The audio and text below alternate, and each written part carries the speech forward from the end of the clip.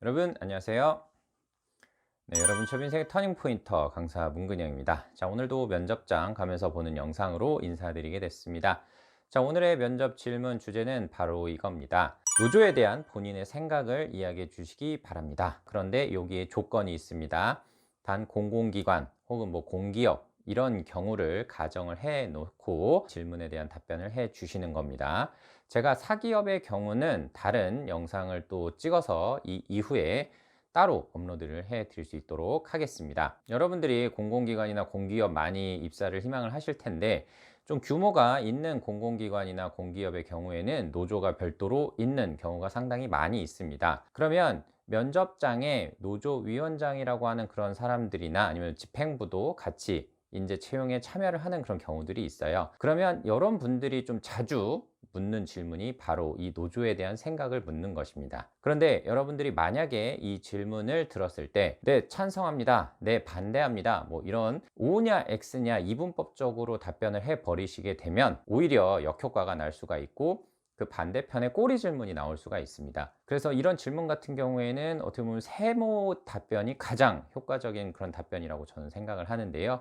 일단 여러분들이 공공기관 지원을 할 때 노조에 대한 생각을 받았다라는 것을 가정을 해서 제가 예시를 들어드리도록 하겠습니다. 네, 노조라는 것이 공공기관의 업무 효율 향상이라든지 대국민 서비스 향상, 이런 대의의 목적을 달성하기 위해서 불공정한 부분이나 비효율적인 부분을 개선하기 위한 목적이다 라고 하면 저는 적극 찬성을 할 것입니다.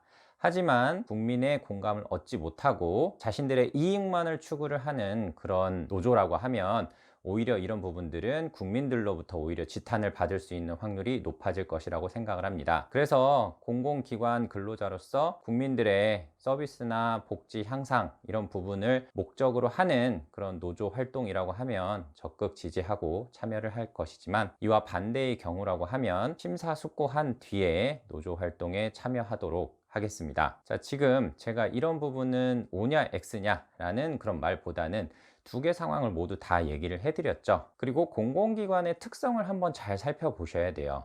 공공기관 같은 경우에는 국민을 위한 기관인 것이죠. 그런데 국민을 위한 것이 국민을 볼모로 잡아서 파업 같은 거나 오히려 일을 하지 않는 그런 일이 발생을 한다라고 하면, 이런 부분에 대해서는 찬성을 한다라고 얘기하면 당연히 안 되겠죠. 그래서 공공기관이라는 특성을 한번 여러분들이 크게 생각을 해 보시고, 노조에 대한 답변을 제가 좀 전에 말씀드린 것처럼 한번 해보시면 설득력이 더 있지 않을까, 이렇게 생각을 합니다. 자, 오늘은 제가 공공기관 관련된 내용을 말씀을 드렸고, 다음번 면접장 가면서 보는 영상에는 일반 사기업에서 노조 관련된 부분을 질문을 했을 때 어떻게 답변을 해야 되는지를 말씀드리도록 하겠습니다. 저는 여기서 인사드릴게요.